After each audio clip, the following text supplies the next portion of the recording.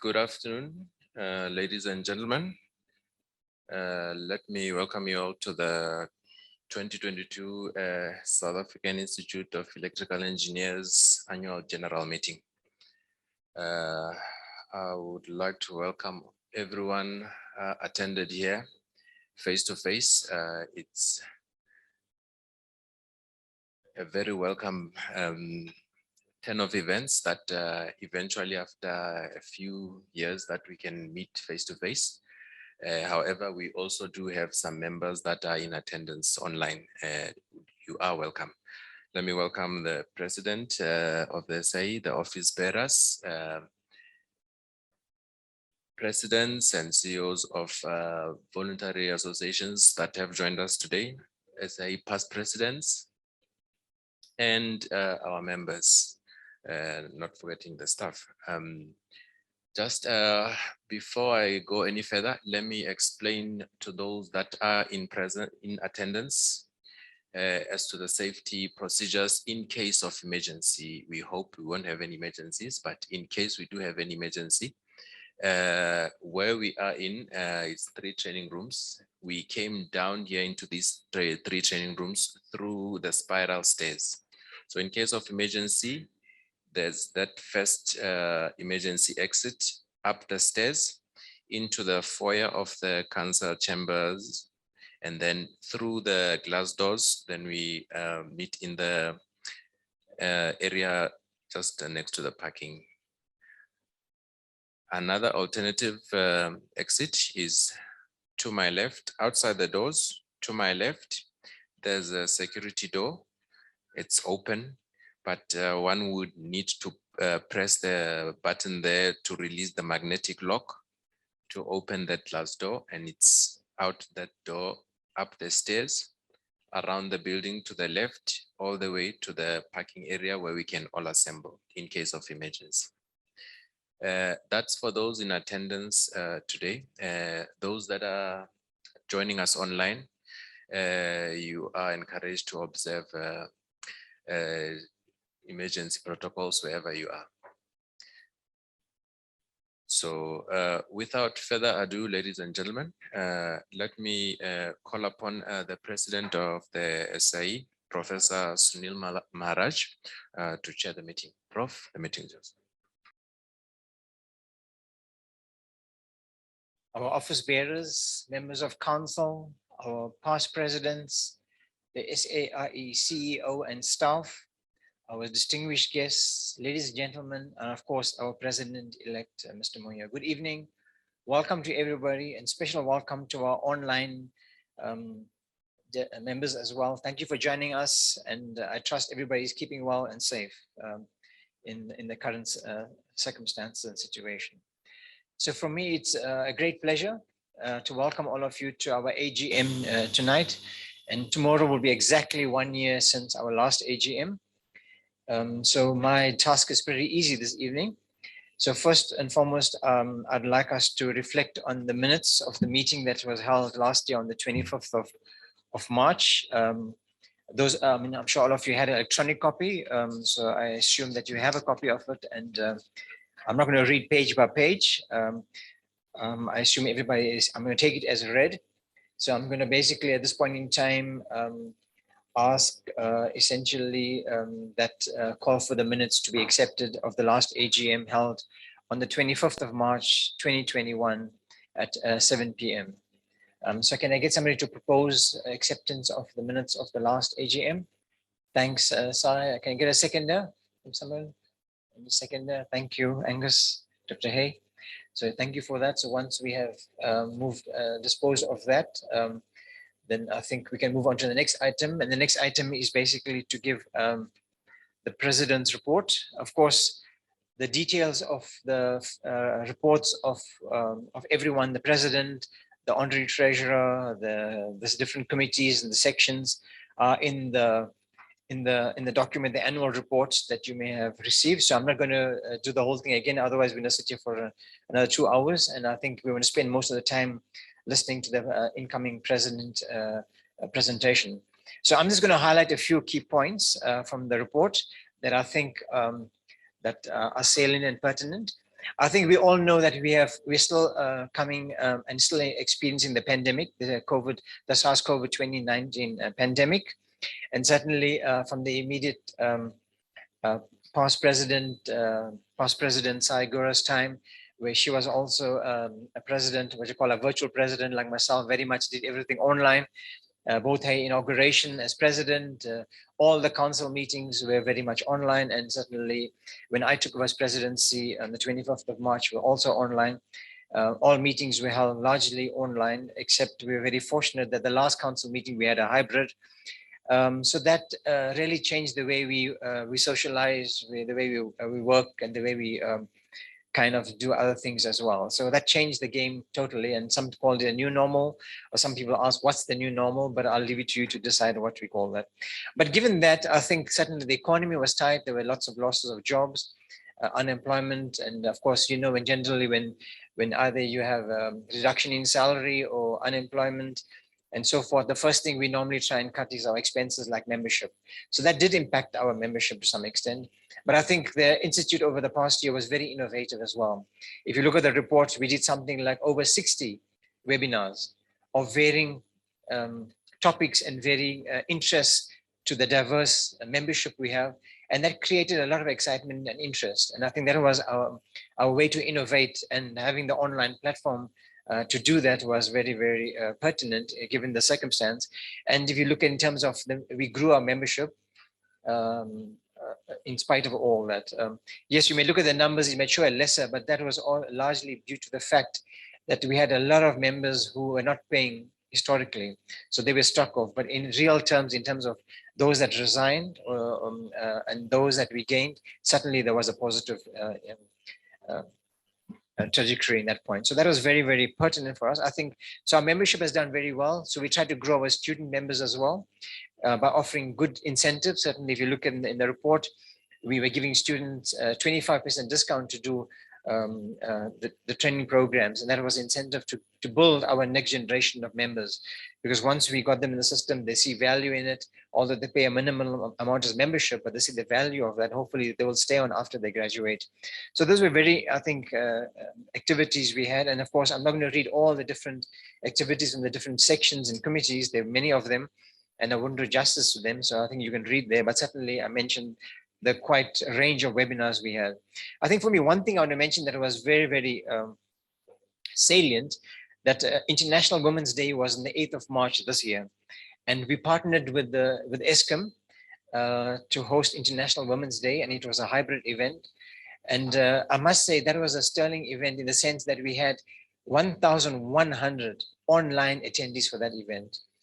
And that gave us a great opportunity as SAIE, because we took part in and I myself and others participate in that event, but also gave us the opportunity to showcase the SAIE, where otherwise we would not have that kind of audience, let's put it that way. So I think that's, so they say like every dark cloud has every dark cloud has a silver lining. I think that was something we learned and we benefited and we exploited. And certainly we thank ESCOM for that. And I think it was a win-win event end of the day. And of course, there were many other events we had going forward. I think I'm not going to talk about the president's lecture, but certainly I think our president's invitation lecture was very well attended, where we had Ms. Portia Darby, the group's CEO of Transnet. Again, very interesting topic, very relevant to South Africa in terms of the context of the reconstruction and development program and developing the country, of enhancing manufacturing competitiveness in South Africa, a perspective on supply chain. And for that, we had almost 400 attendees online, and not only from South Africa, but from Sweden, UAE, and other parts of SADC as well. So that tells us that technology did help us in some way where we otherwise have not catapulted or capitalized on it. The other, I'm sure many of you have also had the opportunity to look at the book, which was edited and developed by Mike Crouch, past President Mike Crouch, Most Sparkling Events, Most Sparkling Achievements, sorry, which is a great publication, certainly well supported by corporate and sponsors alike, and that has been well disseminated. And if you haven't had a copy, you can speak to Minx this evening, Ogarda, and I think you can get a copy for that. The other unique thing is that we have the ARJ journal. For us, very important aspects is how we give value to our to our membership, and we do that in different ways. And one of the ways is, for example, dissemination of knowledge, of scientific knowledge and peer-reviewed knowledge. And that's one of the things our ARG, our African Research Journal, which was the transactions of the SAIEE previously, has done very well for itself. As you know, the transaction started in 1909. And today we inaugurated the Max Clark Museum. And one of the trailblazers of that was where Max Clark took the effort of, in the library, having past publications of the transaction. And that was very important for us because it's very difficult to get some of the very old publications. And because of that, we were able to digitize all those previous publications, all those transactions, articles, scholarly articles. And we have now an IEEE Explorer, and those of you know IEEE Explorer is the biggest database in the world of engineering in terms of electrical, electronic, computer, and ICT. And that has something like almost, I think the last time I saw, something over 50 million records. And now all of our transactions, digital records, are now available, open access on IEEE Explorer. That means it's free to everybody, it's open access, anybody can get access to it. And anybody in the world can get access to any of our publications since 1909. And that's a huge step because we're the only institution outside the USA that has its digital records on IEEE Explorer. So for us as SAIEE, it has been a great achievement. And that is only possible through the IEEE support, the IEEE Foundation, which sponsored this particular activity because it costs money to put these things there. And of course, the SAIEE staff that assisted us in doing that. So that has been a great achievement for us, I think, going forward. And for the first time this year, towards the end of last year, at least I should say, in terms of calendar year, that we had a special edition on engineering education. As you know, there's a global engineering education conference that happens, and we partnered with the Global Engineering Deans Council and the World Engineering Education Society. And part of the conference activity was looking at a selected set of papers from the conference where those authors were invited to upgrade their particular conference paper into a journal article, and that was peer reviewed. And in December, end of December last year, you probably saw that we had this special edition of ARJ titled Engineering Education. And that was a great achievement. And it's again, open access online on IEEE Explorer available. So those are kind of innovative things the Institute has done. That's through council leadership and of course the SAIEE staff, and I think that's unique for us going forward. And of course, I mentioned today we inaugurated the Max Clark Museum. It's a great history for us. Max Clark has done untiring work for us from the 90s up to his death. And certainly those of you that have not visited our museum, I think go and look at it. The work that has been done by the historical section and the past president, Stan Bridgens, and the team is exemplary and really in a pristine condition. And for me, visiting it again today after a few years, it really brought back a lot of history and knowledge and excitement that we are showcasing for the future leaders of the country. So I think I'd like to thank the centers and of course the different committees for their work and the various activities they have done, because they have been very relevant. Like I mentioned, they've been vibrant and they've been engaging, and that has helped us to sustain our membership and add value to our members going forward. And certainly that's what's testimony to that I mentioned in terms of when the going gets tough, people want to relinquish their membership, and people have stayed on as members. And even those that found it difficult, we're able to accommodate them by addressing paying terms for them, how they can pay installments. And those kind of interventions were innovative and creative, and also kind of a win-win between our members and the Institute. And those kind of things, we reach out to our members to support them. And certainly we're very thankful for those people that continue to support us, and we support them. Of course, collaboration is very important because we're an institution, we're a South African institution that's serving the community beyond South Africa. And how do we partner with our sister societies like the SAIEE, South African Institute of Civil Engineers? We did some trailblazing work with them. Normally they put out an infrastructure report, and the SAIEE through the Technology and Leadership Committee contributed to that infrastructure report, something that we released towards the end of last year. And we got recognition and thanks for that. Certainly we partnered with the IEEE, certainly the IEEE South Africa section, where we had this 5G essay competition among students. It was a partnership between the IEEE, SAIEE, and the National Science and Technology Forum, which was something new we had done. And I think that says that how we engage with other organizations. That's very important because we're not in an island. We work with many other organizations and see how we can share with each other and benefit from each other. And certainly the partnership with AMEU has strengthened now to even develop webinars that can be to the members of AMEU, and SAIE helps in moving that forward. I think the financial sustainability, our honorary treasurer will talk more on that. I'm not going to dwell on that, but certainly I think financially, given the tough times, we have done very well in the circumstances. And very importantly, I think we're able to maintain a prudency in our expenditure and increase our income. But at the same time, as you know, the markets have done well last year, so that we did not drain our resources in our investment so that it grows maximally given the increase in the market. So, and past President Stan Bridget will talk more on that. So finally, I think for us to be relevant, and the incoming president will tell you some of the things that he's looking at, and the office bearers have been discussing, so forth, and with council, that how we reinvent ourselves going forward. That's very important.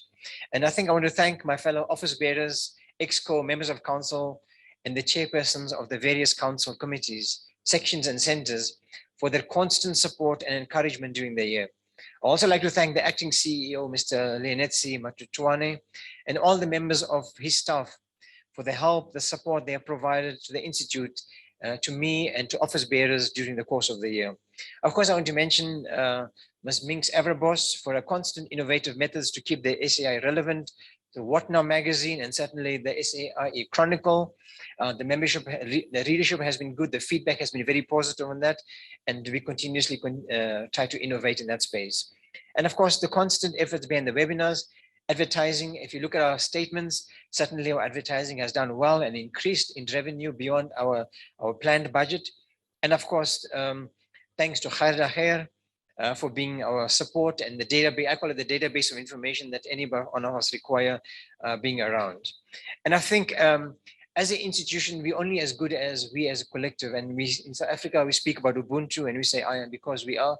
And I think that's where the institute is, by the people working together, sharing a common purpose, a common vision. We all work together to grow the institute. And you can see even in the difficult times, the institute has performed very well. If you compare, many other things around us have kind of deteriorated or has done much worse than what it was. And certainly I think we are in a very good space. I'd like to leave a thought to you. As you know, Alvin Toffler in his book, he mentioned that the illiterate of the 21st century will be not those that cannot read and write. I think we all can read and write, but those who cannot learn, unlearn, and relearn. And that's what the Institute is about, is how we can learn, unlearn, and relearn so that we become relevant to our members become relevant to the profession, and the profession builds the country and the nation. And that's what we are here for. And we continue to do that. And I'm hoping that we can grow the Institute from strength to strength. And I'm very confident that the current office bearers that are coming on board and the council members that will come on board as well will continuously grow this great organization that started in 1909 to strength. And finally, I think I would like to conclude by congratulating our incoming president, Mr. Prince Moyo, on his election as president, first of all, and wish him every success in the year ahead. And certainly I know that he will take the SAIE to greater heights. And thank you very much to everybody. And now I'd like to invite our honorary treasurer, Stan Bridgens, to present the financial statements and make the necessary references to the important aspects on that. And then we'll take that process forward. Stan. Thank you, Mr. President. I'm not sure that my report, which will be printed in the AGM, is on the screen, so I'll read it to you. I understand that the financial statements have been distributed via online to everybody, and so my intention is to just read the pertinent parts of the financial statements. And perhaps I could begin by saying that there's two main aspects that come through on the financial statements. The first one is it's an unqualified audit report and is free of any misrepresentation of any figures. That's the first important thing that the auditors have reported. The second is that there is a change in a negative trend over the last few years of a deficit to a positive. And those two things I just ask you to keep in mind. So coming to my report, I'll just read this because I hope that it will be adequate for you to pose questions or approve these financial statements. Following an unprecedented period under the audit period, the SAIEE as a non-profit organization has survived and come through fairly well financially on the other side of the downside of a COVID pandemic. The impact, mostly detrimental, was felt in almost every activity of the organization. But as you heard of the president, there were some upsides of much more reaching out to many more people online. Some positives, as I say, became apparent in the forced changes that had to be made. Albeit we have had a contraction in the volume of business from a financial perspective.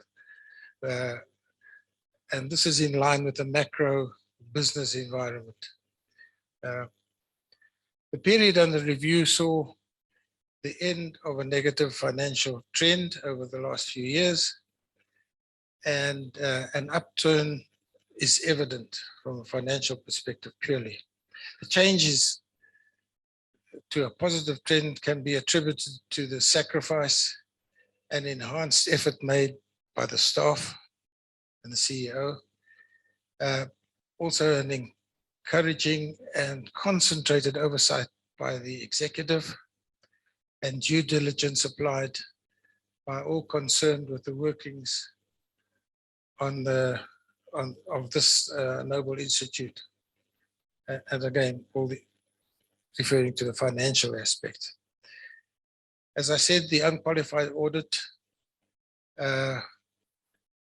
is reported by the auditors, and the AGM report are free from any material misstatement. I'd just like to mention some pertinent details.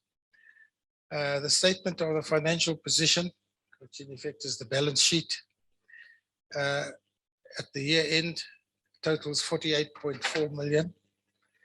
If you compare that to last year of 45.2 million, this increase is due mainly to the rebound in the equity market, which the Institute relies on heavily with its investments. A small but significant conservative surplus is reported of 320,000 is reported in the operating budget for 2021. Now, if you compare that to last year, there was a deficit of 2.68 million in 2020. It's very pleasing to report on this turnaround. And as I said, it's due to effort on everybody concerned. The surplus is rather conservative, and it's because of prudent provisions that have been made of some 443,000 for accumulated leave or staff costs.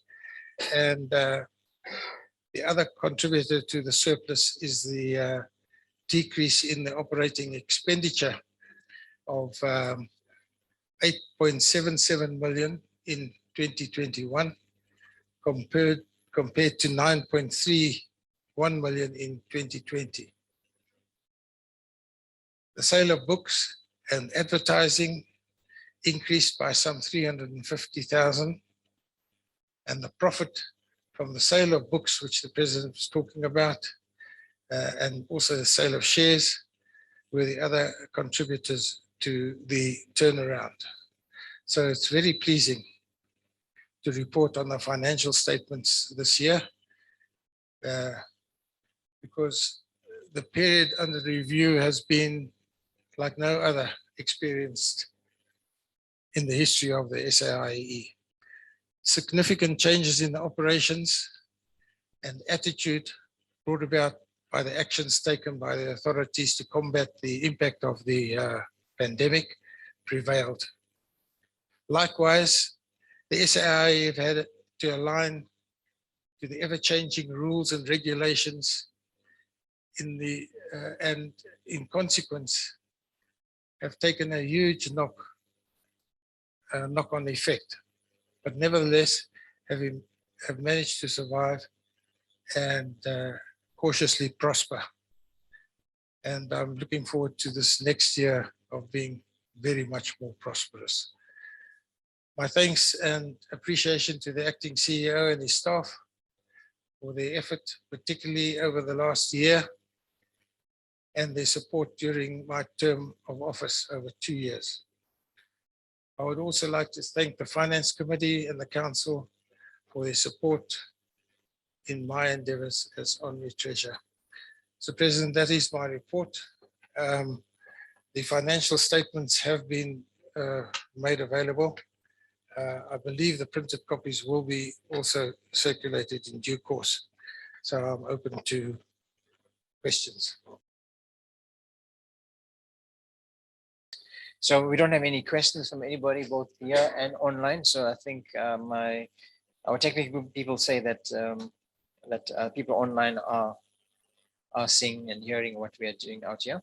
So I'm going to move on to the next part of the program, which is the induction of the incoming president. So it is my honor and privilege to read the CV of the incoming president. So Prince Moyo is General Manager Asset Management at Eskom Transmission, the new national transmission company. He has been with Eskom since 1997, close to 25 years. The same year that he joined the institute, and has occupied various roles such as engineer, technology development, middle manager, network services, regional engineering manager, and general manager engineering. He was with the distribution business in KZN from 1998 to 2010. Prince has been active in the industry, fulfilling roles such as member of the SA Committee of the IEC, chairman of SIGRE since 2016, which he relinquished today, where he represents Southern Africa at the International Administrative Council and Africa and the Middle East at the Steering Committee. He has been chair of SAIE KZN Center in 2007 and chair of Membership, Technology and Knowledge Leadership and Finance and Internal Audit at SAIE. At TKL, he was responsible for revamping the specialist sections and chapter structures, which resulted in 28 new chapters with more than 180 members participating. Prince was awarded the SAIE Engineer of the Year in 2015. He has represented the SAIE at Excel as a member of the steering committee on the recently published overarching engineering code of practice and as chair of engineers that is undergoing final review. Prince holds a BSc honors in electrical engineering, a Master's of Science in Industrial Engineering, and an MBL. He's a professional engineer with Excel and a registered director of companies with IODSA. Ladies and gentlemen, fellow council members, SAIE members, please join me in welcoming our new president, Mr. Prince Moyo. So before I invite him, I'd like to offer him this badge of honor as president. So Prince, it's my honor and privilege to ask you to take over now as president from this period for the 2022-2023 year. I'd like to invite past President Ms. SAIEE to propose a vote of thanks to a retiring president. Thank you, Mr. President, and may I also take this opportunity to congratulate you as well and your team. To our immediate past President, Professor Sunil Maharaj, I'm honored to pass on the baton of immediate past President to you officially now, and I can now take a break. But I'd also like to take this opportunity to thank you for your year of presidency, especially during the very trying year of COVID. I'd like to express my gratitude for your leadership, dedication and contribution to the SAIE. Under your leadership and with the team, both the acting CEO's team as well as the OB's Council and EXCO, it's very important to recognize the achievement of turning around this institute financially and ensuring its sustainability. The focus in this last year, particularly on the revenue generators and decreasing expenditure by no means has been an easy task. And we finally in the positive, which is great news indeed for this institute. I want to thank you and your team for exceptionally executing this very difficult task. So in closing, I just want to wish you the very best in your new position as an IPP and looking forward to your continued involvement and guidance with the Institute. I thank you, and as a little symbol, I'd like to give you your past president badge. Thank you. Mr. Immediate Past President, may I ask you to preside as I deliver the address to the members. Prof. Maharaj, and then I will take over. You can just preside as I present and handle the questions and so on. All right, I'm being corrected by Gerda in terms of the order of business. Let us first confirm the rest of the office bearers, and I would like to congratulate Professor Jan de Kock as Deputy President of the Institute from here on. I'd like to congratulate as well Mr. Pascal Matswasele as Senior Vice President of the Institute from here on.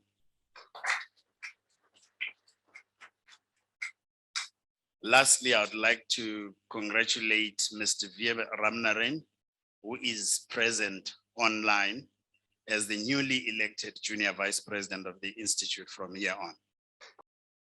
We move on then to the next order of business, which is the confirmation of the election of auditors and legal advisors for the year. I propose that maybe I should just give a little bit of an introduction. We have had a partnership with an accounting firm for many years. We looked back as far as 1996, and then we stopped looking. So they've been our partners for many, many years. And as council, we thought it wise that we make a change so that we get people that are not familiar with us, and maybe they will be able to pick up new areas of improvement. We went through a due diligence process through our daily work and identified Messrs. FC Chartered Accountants that I hereby propose as the Institute's auditors for the year, and I hereby call for a seconder for the proposal. Thank you. I see Mr. Refile Buthelez's hand. Thank you very much. On the legal side, I hereby propose that Messrs. Wertheim Becker be elected as legal advisors for the year. I have proposed and I hereby call for a seconder. I see Past President Mtetwa. Thank you very much. I am also required to propose that the council be authorized by this General Assembly to continue to invest in equities with 3 investment houses, being Nedbank, Investec, and Sanlam. I hereby call for a second. Thank you. I see you, Homotsa Setlapela. Thank you very much. I would also like to announce that under clause 3.8 of the Constitution, Council has elected Mrs. Jane Buisson-Street as Honorary Vice President of the Institute for the 2022 to 23 year. I'd like to congratulate Mrs. Buisson-Street for her election and look forward to working with her. We were with her earlier on and I cannot see her now. Oh, there you go. Obstruction. I am obstructed by a pillar here, but congratulations, Jane. I would also like to announce that under clause 3.2 of the Constitution, Council has elected Mr. Jacob Machinjike as Honorary Treasurer of the Institute for the 2022 to 2023 year. I would like to congratulate past President Machinjike for his election. The next section is confirmation of election of members of council and sections. And I'm going to request the detailed list. The council will be constituted as follows.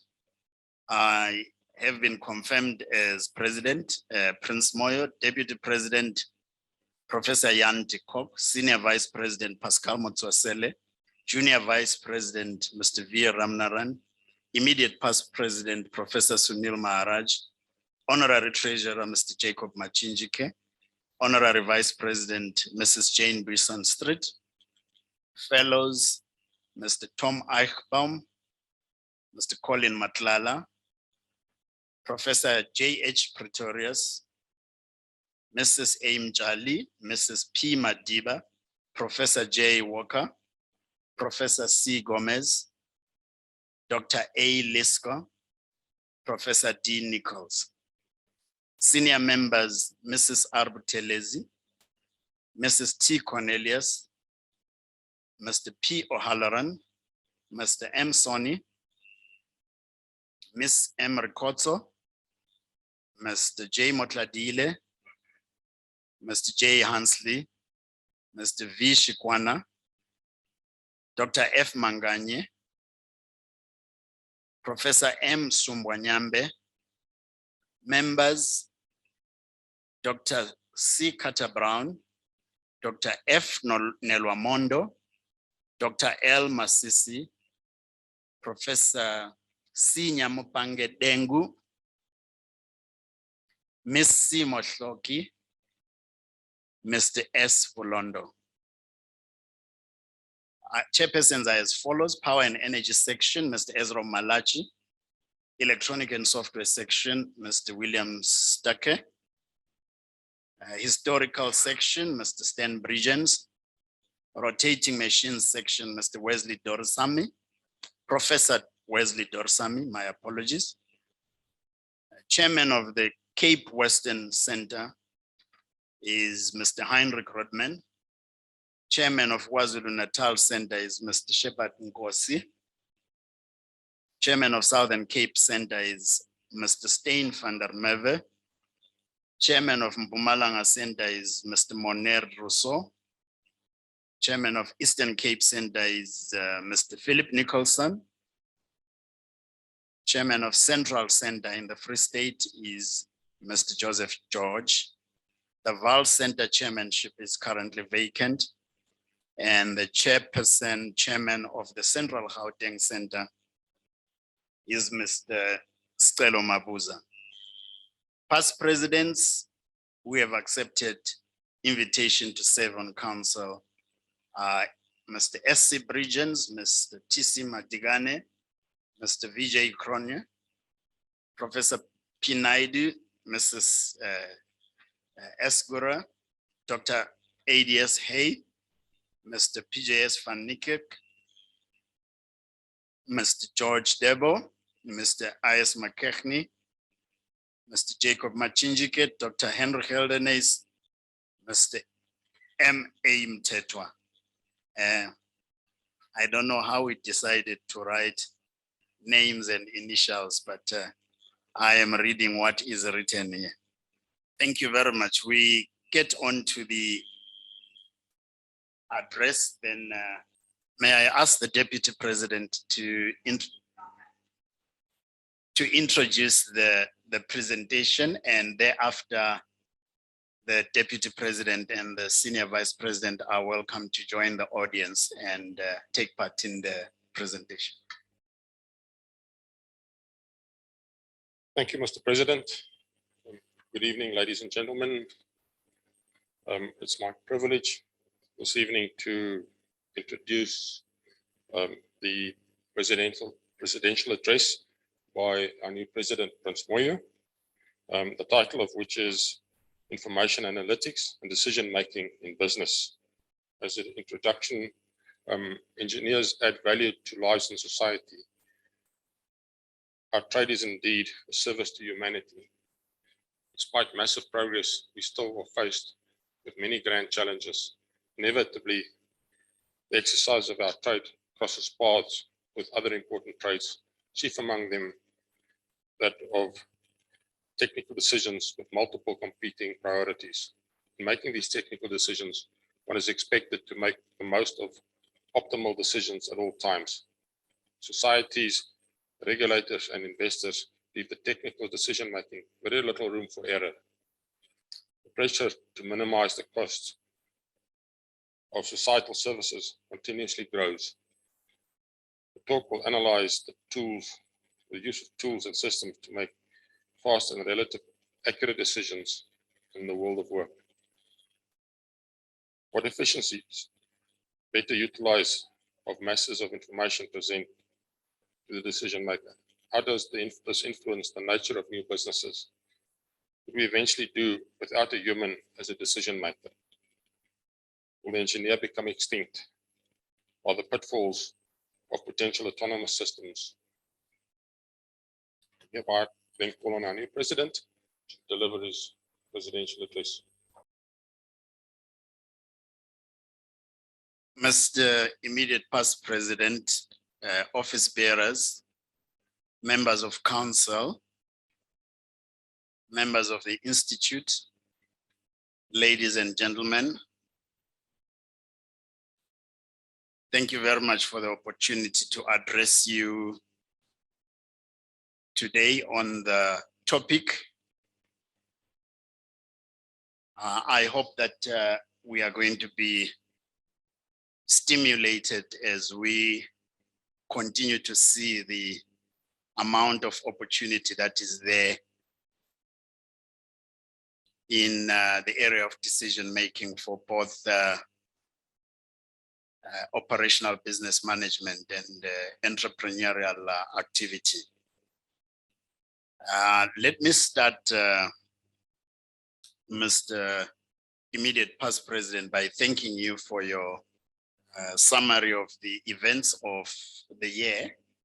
I know that it was indeed a summary because you have packed a lot of work into the year, and just listening to you was a very good reminder of how much we have achieved under your leadership. So once again, I would like to thank you for your leadership. I also want to thank you for your warm words of congratulations.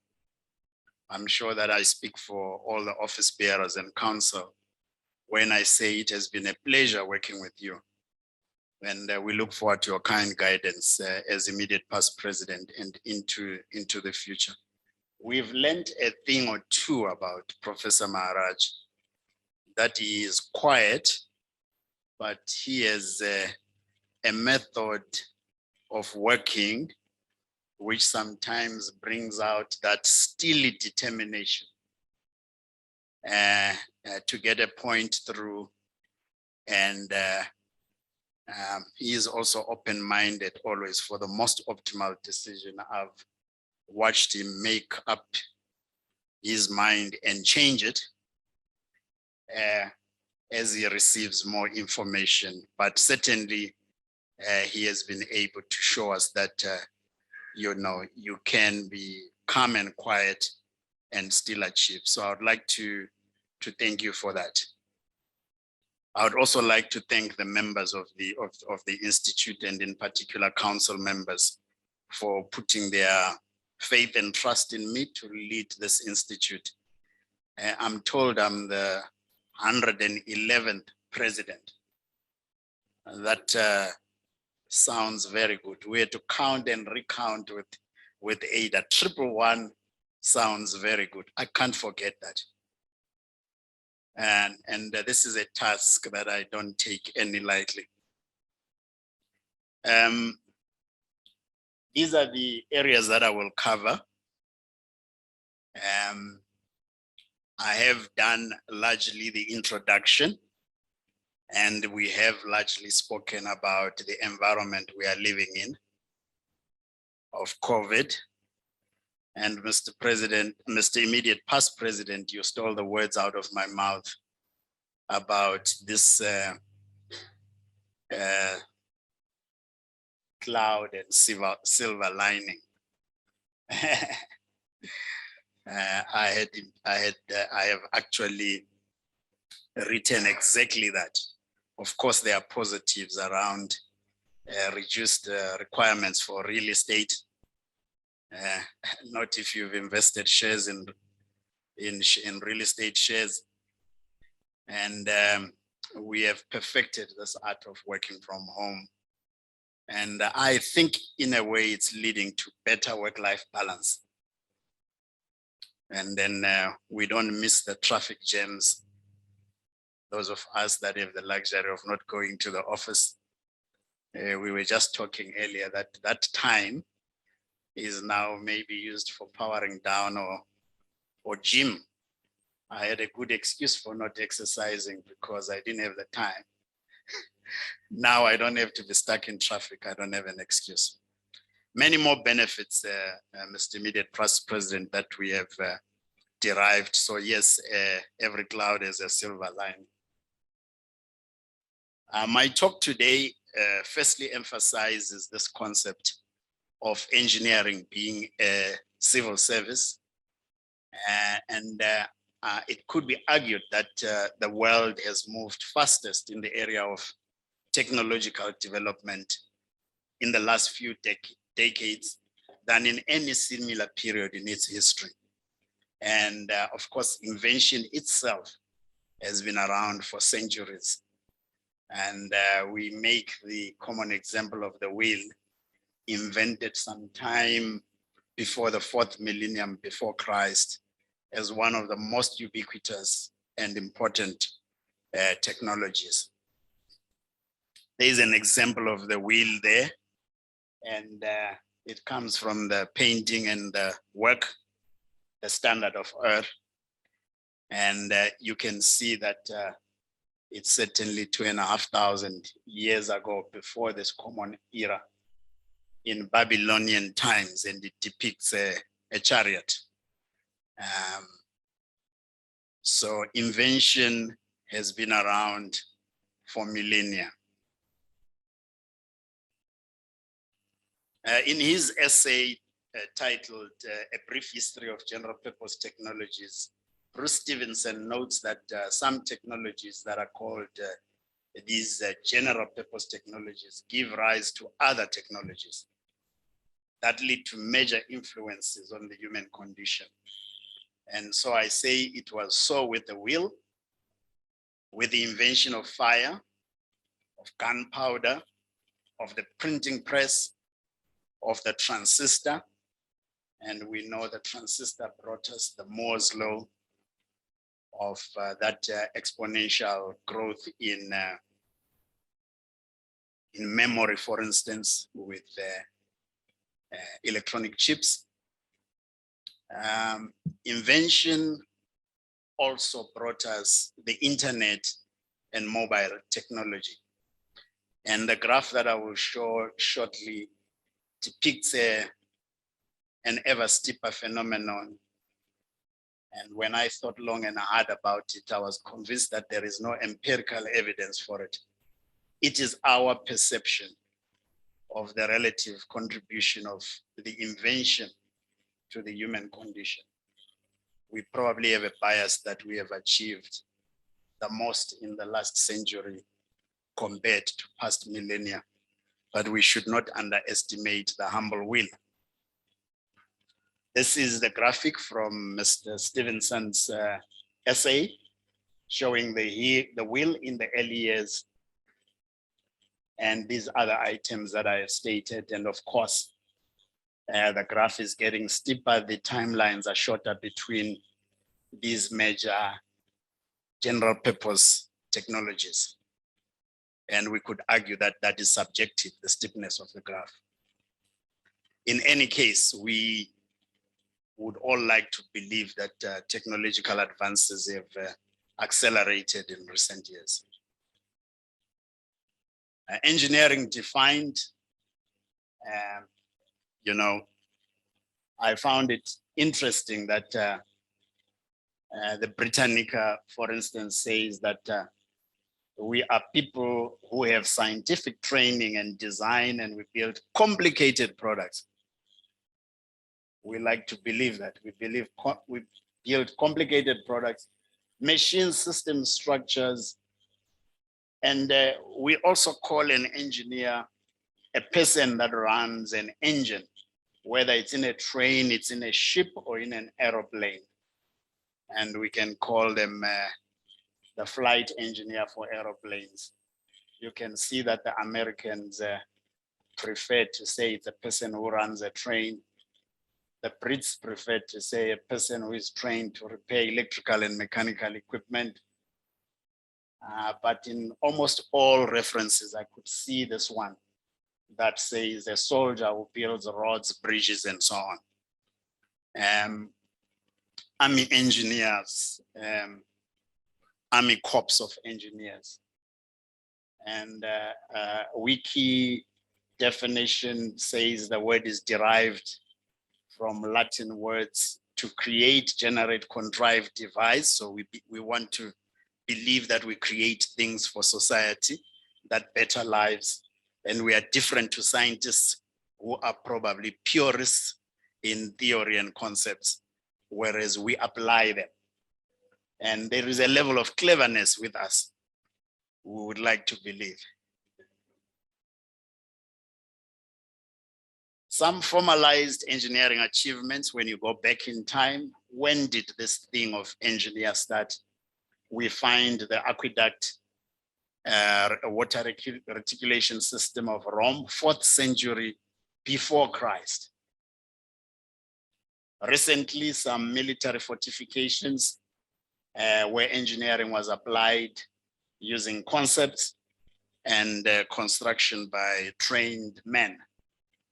And recently, we started to see formalized education in engineering in specific disciplines.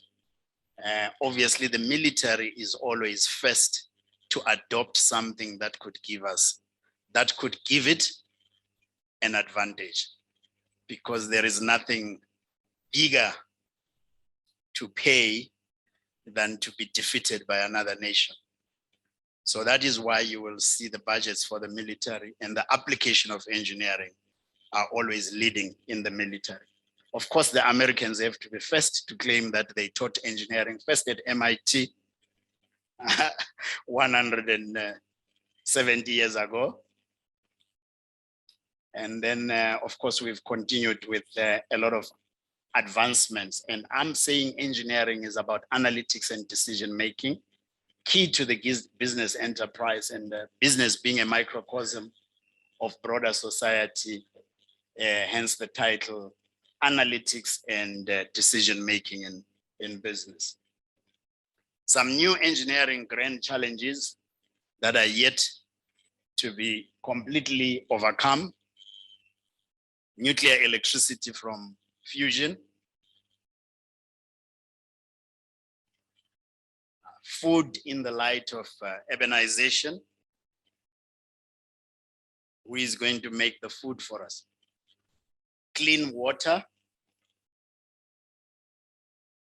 We take it for granted, but it's not available everywhere.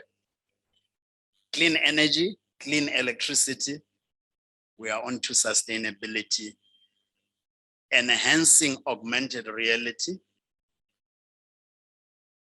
In my college days, I had a friend who is in the UK now, who always used to say he dreams of a time when he will wear goggles and experience true augmented reality without a difference to the real perception.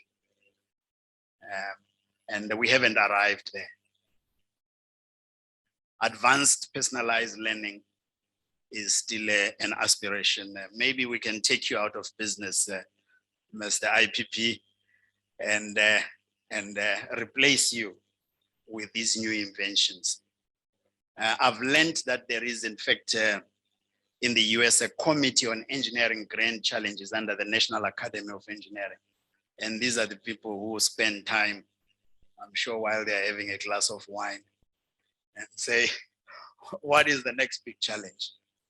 The point here is that there are a lot of mega human challenges that are still to be overcome. This is just one of the results of the National Academy of Engineering of the US that published the very popular top list of top 20 greatest engineering achievements of the last century. And of course, we were all happy to see electrification on top. But you can see as you go through the list that a lot of those are technical engineering, in fact, electrical engineering in its broader sense. So maybe it's not wrong that we have achieved quite a lot in recent years. Engineering decisions, I borrowed from your talk last year, Mr. IPP. I liked your characterization of the skills that are required for engineering and decisions.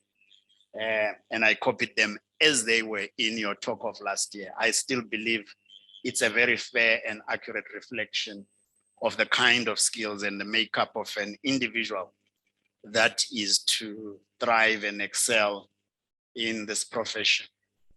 And I'm not going to go through them individually, but the graphic that follows using slightly different words from the article Augmenting Classrooms with AI for Personalized Education by Koku and others definitely emphasizes this difference between machines, what they are good at today, a lot of availability.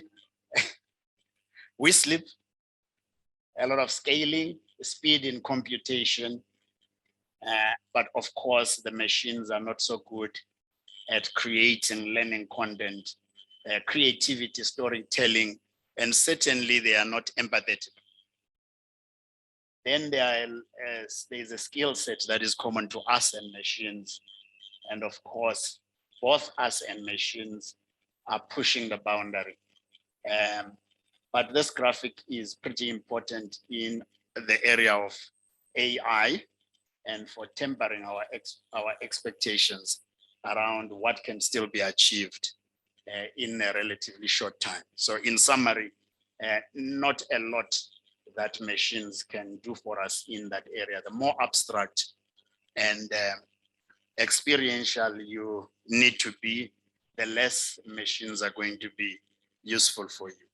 But of course, the more mechanical you want to be and accurate and replicate with predictability, machines are the right option. You did say in your talk last year, Mr. IPP, that machines do not watch Netflix. So that talks to the point of availability. They can handle complex computational problems really fast, even in the middle of the night when we are sleeping. But of course, they will need to learn from us in the area of long-term memory in order to even think of replacing us in some of the decision-making that we make. Some examples of the application of information analytics and decision-making in business, general manufacturing. There are lots of points in the process. Your components, sub-assembly, main assembly. Textile mills. I worked for a mill in my vacation years, and I found it exciting. The place was very noisy because machines from 30 years ago were very mechanical, of course, with electronic cards, but mechanical. So starting from your raw cotton right through to your printed colorful garment that you are wearing today, that is the process. And throughout the process is a lot of engineering decision-making that is required. Some process implementation in the area of utilities. I took a potable water treatment plant all the way from raw water in the dams right through to tasty water in your house. That is an engineering process. And of course, we analyze with the statistical process control to manage the deviation, analyze the variances. There is automation of tasks. Along the way, we can make incremental improvements through AI and machine learning. But as I've demonstrated, we are very far from replacing the human. Other applications of information analytics, very important. Up to today, I'm in the job that I'm at, but I don't believe you. I believe that I could tell you for each of our 560 power transformers, these very large pieces of equipment, quite expensive. When exactly is the right time to replace them? I don't think I could tell you that. But of course, there are lots of tools for determining end of life. The accountants don't like it when I say the end of life has arrived, the asset is fully depreciated. It looks good, pretty new, it's working, but we must change it because it's fully depreciated in the balance sheet. They obviously don't like it, and the clever engineer will not like that. But at the same time, you can have the opposite of a newish asset that is not performing well. All of that requires technical analysis. I'm going to demonstrate with a video an application of technologies that Eskom is also deploying, and I'm happy Sianda is here. As Sianda is from Eskom in the research department. He is playing around with these things to answer for us what kind of productivity improvements we could bring. This particular example is on overhead lines, and you could look at probably 4 main use cases, which is high definition video, infrared for hotspots. You could also look at ultraviolet for partial discharge. And then you could look at also photogrammetry in the area of point cloud that you can regenerate the objects that are in your area of interest. And of course, after this is the interesting part, which is how do you use software to automatically analyze what you have seen with your drone? Because try and do that manually, you don't stand a chance. So this one talks a little bit about the drone and the activities as well as the software. Jagged mountainous terrain and abundant hydroelectric power in China's Yunnan province makes power line networks hard to inspect manually. 线路和电塔主要都架设在山上，交通非常的不便，环境也比较艰苦。以前我们进行人工巡检的时候，一天只能检查1、2基塔，用无人机以后，效率提升了大约10倍左右。 Reliability and security are the first things to consider when choosing a drone to carry out electrical inspections. The new Matrice 210 RTK includes a built-in DRTK system to withstand electromagnetic interference and reliably hover around power lines and pylons. Although the RTK system assists with flying close to power lines, inexperienced pilots still need to be cautious when at this distance. 我们在使用普通航拍无人机的时候，需要离电塔特别近才能看见细节，而且操作要非常小心。 Mission safety can be increased significantly if mounting the Zenmu Z30 camera on the Matrice 210. This adds 30 times optical zoom, allowing you to inspect minute details from 10 meters away. To identify all potential issues, inspectors must use visual and thermal imaging. With the Matrice 210 models, pilots can now fly 2 cameras at the same time and switch between visual or thermal imaging in real time to identify and locate faults. This dual gimbal configuration decreases the time needed to inspect one pylon to only 10 to 15 minutes. With multiple intelligent features and a new dual gimbal system, the Matrice 210 is a reliable and convenient tool for powerline inspection teams. It eliminates the need for dangerous inspection practices and significantly improves project turnaround times.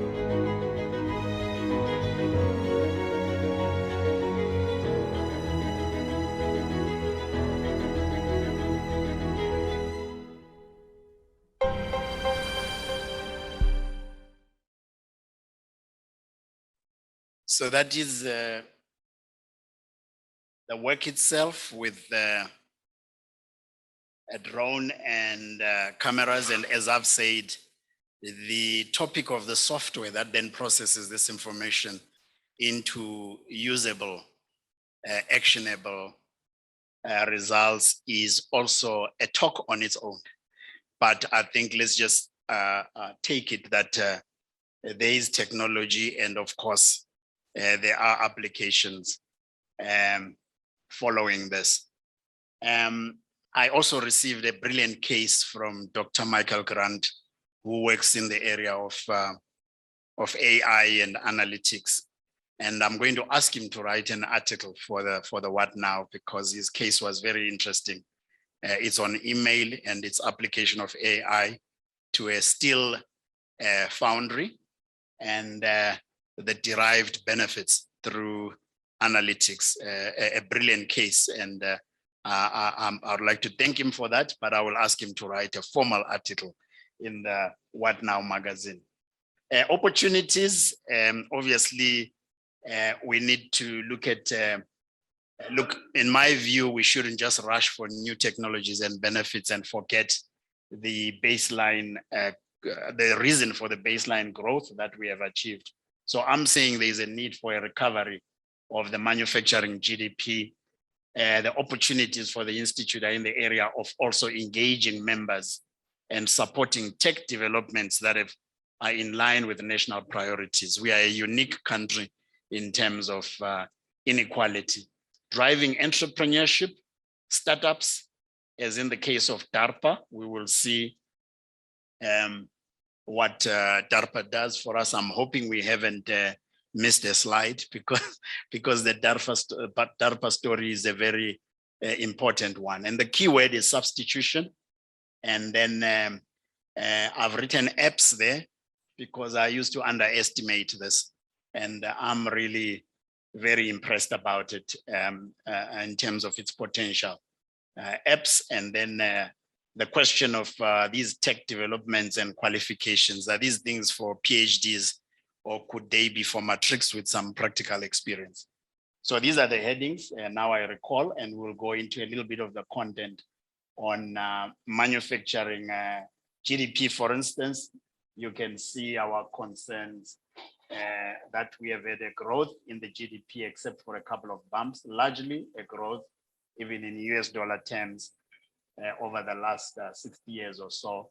You look at manufacturing, the story is not so good. So there's the country GDP, there's the manufacturing GDP, and you can see the kinds of concerns that I've got, which is really the decline in manufacturing GDP. Although in dollar terms it's growing, its share is declining. And of course, this is not good. And your tech growth is not going to compensate for this. This is probably what we are going through. Engaging members, we've done very well. You've heard from the past president. We moved from 4 sections to 7. Specialist chapters, we had about 4 at the beginning. We've gone up very rapidly. I had a number of 28 being mentioned. In fact, we are more than 30 now. And thanks to the work of the TNK, under Prudence's leadership and others, it's really excellent work that is also appreciated by members. In my talk with the Western Cape this week, I didn't ask for it, and someone just volunteered that they feel this is one of the new value propositions that the Institute has delivered on. You can mingle with your cybersecurity friends, with your energy storage colleagues, transportation and all of that. And we are really proud of this improvement. Learning from the IEEE, which has got 41 societies, 106 technical communities, special interest groups. This is how we add value to members, in my view. Of course, the president has spoken about webinars, and he mentioned a figure of 60 or so. There is a correlation here, 3,582 attendances. I think we are doing okay with engaging our members and giving them opportunity to mingle and talk about their specialist topics. This is where we could get breakthroughs, but I think we are still missing a magic trick. This one I quite like on 5G because it brought a lot of bodies together. And of course, you can see that it touches areas of cutting edge, it touches areas of job creation, entrepreneurial, and the collaborative aspect. 5G is what is going to enable you to sit comfortable at the back of a self-driven vehicle, knowing that if there is a need to react because of an impending collision, the 1 millisecond latency is going to be enough to save you. You wouldn't dare do that with 3G. But 5G is promising to make that possible. SAIE TV, a lot of videos. Leonette tells me he's got 775 subscribers. He needs to get to 1,000. He's got 1175 public watch hours. He needs to get to 4,000 for us to start monetizing this and assisting the Institute. So if you haven't subscribed yet, please do subscribe. But Leonette also make it more attractive. There you go, more than 150 videos already in SAIE TV YouTube channel. Yes, and yeah, like I said, our tech development initiatives that will augment the recovery in your traditional manufacturing need to be aligned to the country priorities. Poverty, unemployment, and then partner with other agencies as well. Department of Science, Technology, Innovation, Department of Defense. The Americans are very good at this, and you'll see the DARPA case in the coming slides. Are we impactful? Can we show the kinds of jobs we are assisting to create as a learned society? Or are we just there to observe and consume what others produce? Unless you are impacting the daily lives of people, you are not very relevant. And I asked the question of whether American, European, Korean, Japanese, Chinese kids are cleverer than ours. I don't believe so. We just need to organize ourselves better so that the talent can emerge. DARPA in the US, $3.5 billion a year. Budget launched in 1958 after the Soviets beat the Americans with the Sputnik program launched in 1957. I like the mission. Prevent technological surprises to the US, create technological surprise for our enemies. I love that. So the Americans throw money at DARPA, and DARPA can claim credit for the Moderna COVID-19 vaccine.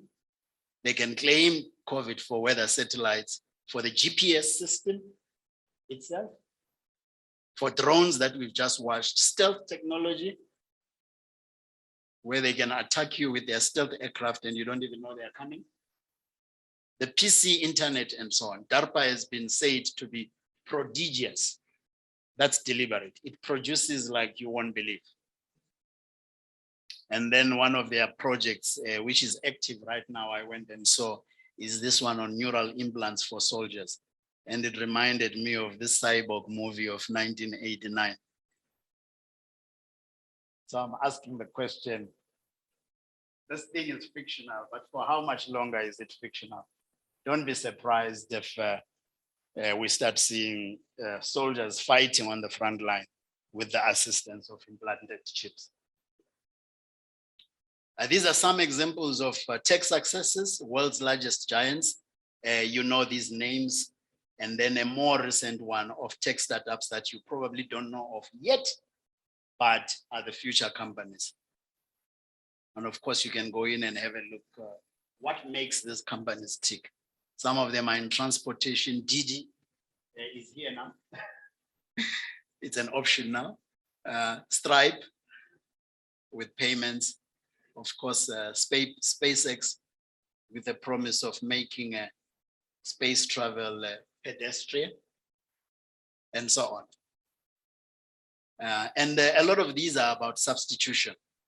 And so if you are looking for a new area to grow businesses, you don't have to look at inventing a brand new thing. It's really about substitution of a product or a service that already exists. And so I say the next technological opportunity is right under our nose. There is no magic to this. Apps, there are some stats you can read for yourself, but this is an eye opener for me. I always wondered, how do free apps make money? And I actually spent some time reading up. And I was wondering, why am I always being tempted to download yet another app? We are told here that we have about 80 apps. And of course, the millennials are 100 or more. And we spend 80% of our time that we are on our computers on apps. 935 billion revenue in this financial year alone. How much of that is our slice? And as they say, the young ones, you think of anything, there's an app for that. Okay, and in terms of education, I'm saying it's a mix. You've got the dropouts that have made it in tech. You've got the boffins. Well, you've got the postgraduates that diverted with their projects and went commercial very successfully. You've got some geniuses, Jeff Bezos, apparently summa cum laude, electrical engineer and computer science. Mark Shuttleworth, no slouch himself. You see, Kim Reed is a chartered accountant, and these people have pushed with their projects and actually taken them to commercialization. So you can be a dropout or you can be a summa cum laude. There is room for you.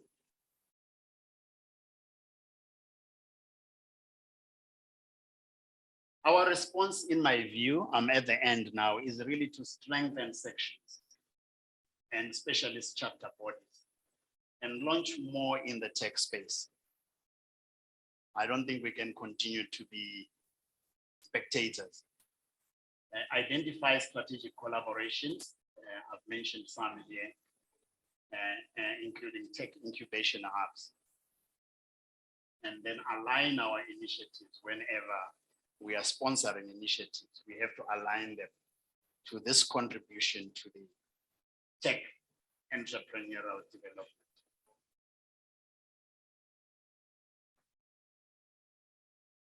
These are examples of initiatives. This I got from the Sunday Times of a few days ago. You can read up on this. People are working, Amazon Web Services, Samsung, Microsoft are dumping money already in South Africa with the African Leadership Group and supporting various things. Okay, there is an app factory learnership here in South Africa, sponsored by Samsung. And you can be a high school dropout, but you play your cards right, you can actually make a success of yourself in life. You don't need a PhD, I think. lots of opportunity.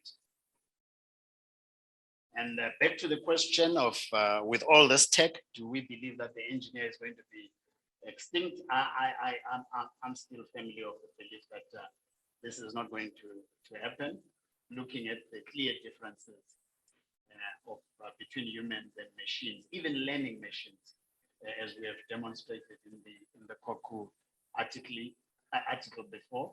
And then new technological startups and unicorns, I'm saying, will be launched.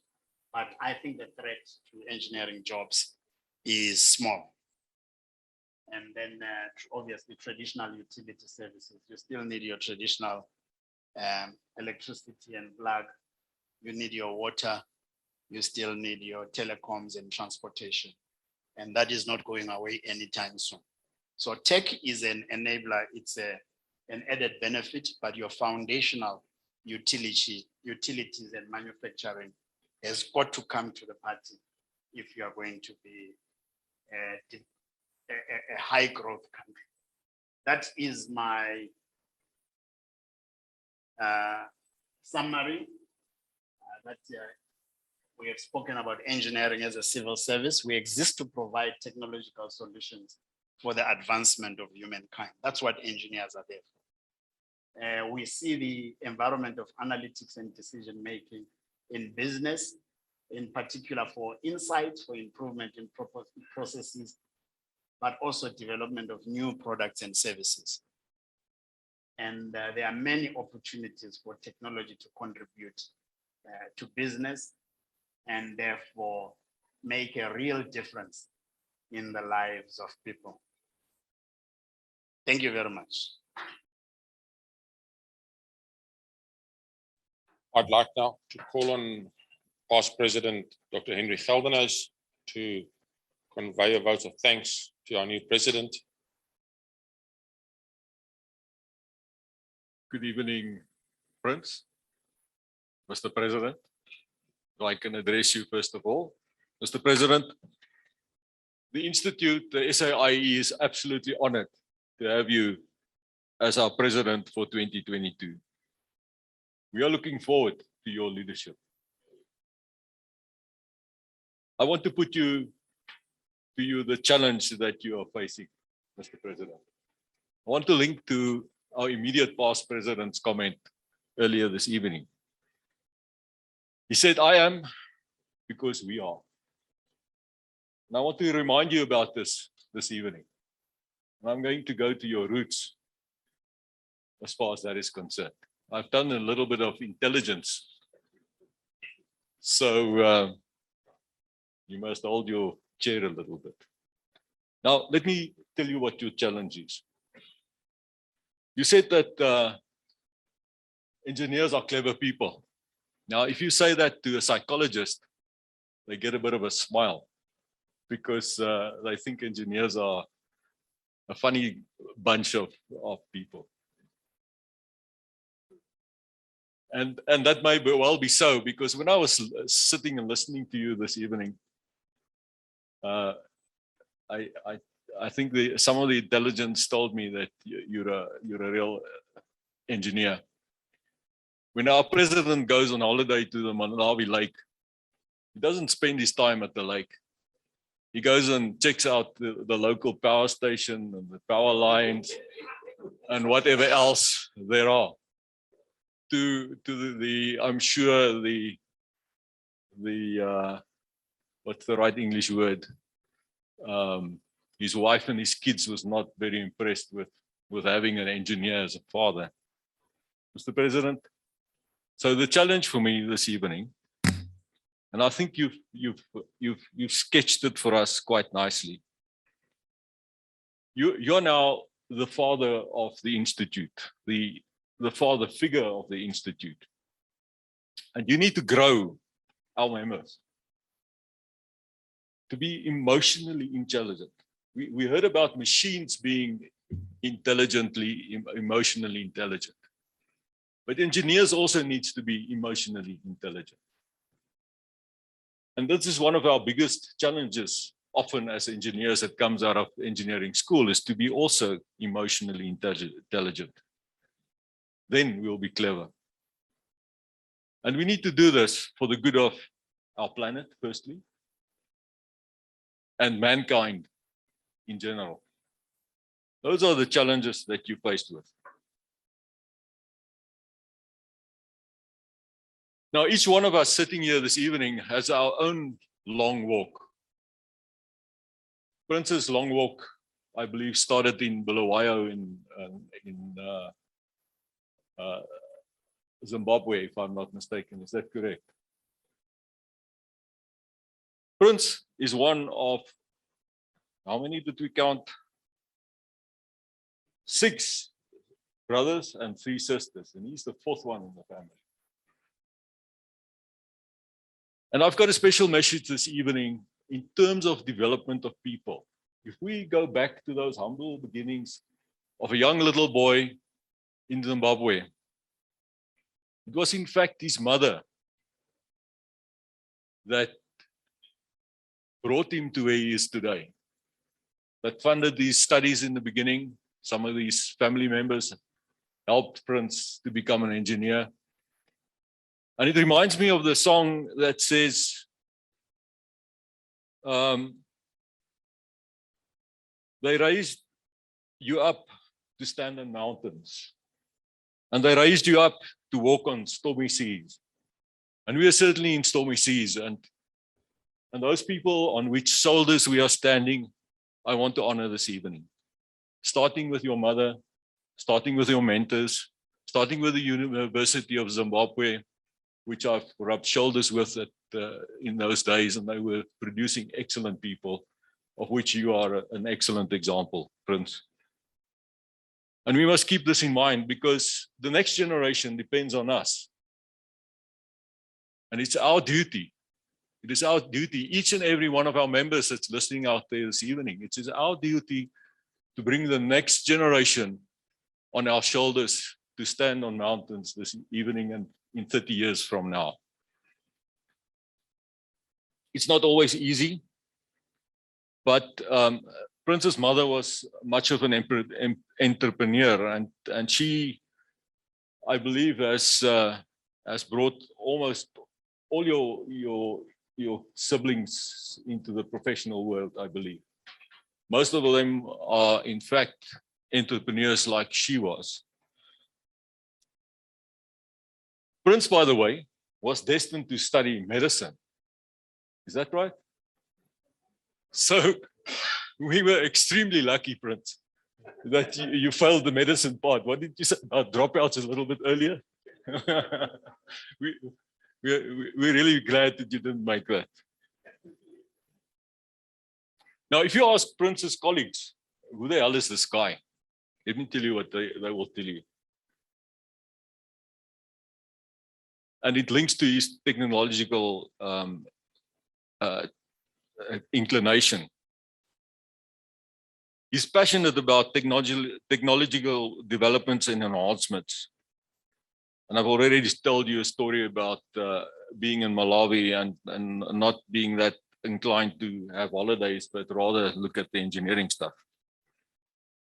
Prince has played very significant roles in SAIEE and other professional bodies. And in fact, if you look at his CV, that's not where he stops. He actually lives also by developing kids and contributing towards charity organizations in the schooling environment. He's passionate about developing young professionals, and many of you this evening can confirm that. His personal roles and contributions, he executes with discipline and seriousness. Another passion of Prince is around governance. Many times when council has been wandering around, Prince will put his finger up and say, hey guys, you're out of line with the constitution now. This is what the real rules are. And that's critical for a democracy as we've seen lately. People that stray from the rules are about to derail very quickly. And Prince on many occasions has brought the institute back on the narrow path. He's swift in identifying constraints and recommends corrective action. Although he may not come across as hard-nosed, this is what his colleagues are saying, and I don't think it is come across, he is hard-nosed, if I may say, and at times adamant, he investigates and prepares well before he engages on a matter to achieve the best outcome. He's a very friendly person, professionally and socially, and his wife will tell you he's a loving family man. Prince, we are looking forward to your leadership this year. I want to close off with some advice from my father. He used to say when I was a kid, loop stadig en maak gou. Now I need to explain to you what that means. Let me first translate it to you. It's this kind of contradiction which says, walk slowly and hurry up. I don't know if you get the meaning. The meaning is that don't be too quick in making decisions. Consider what you do carefully. But when you execute, do that with no delay. Don't sit around and talk nonsense. Just get on with the job and get it done. And that's what we're looking forward to. There's big challenges, get it executed, get it done. I wish to close, Mr. President. We are here because of the mothers of our nation. We brought us here in many different respects. We have got a job to do to prepare members which are emotionally intelligent engineers for the good of the planet and for mankind. And then lastly, walk slowly, but hurry up. Thank you, Prof. de Kock, and thank you very much, Dr. Geldenhuys, for the words of advice. I will certainly take them to heart. It was Henry that introduced me to the Institute in 1998, 97, I believe. And I thought, let me not disappoint my manager at the time, because, you know, when he makes suggestions, there must be something good in it. And I certainly found something good. Even when I left Johannesburg, I continued with the Institute. And so thank you, Henry, for your guidance and leadership also in my career over the years. Colleagues, I would like to thank all the members and visitors that have joined us today for their attendance. And I would like to declare the meeting closed. And let me invite those that are present here for some refreshments at the foyer. Those that are not here, I saw a question on the communication platform Zoom about any ideas about wine for those that are online. You know, being engineers and talking about invention today, if you stay glued to your screen, some electronic wine is on its way. Thank you very much.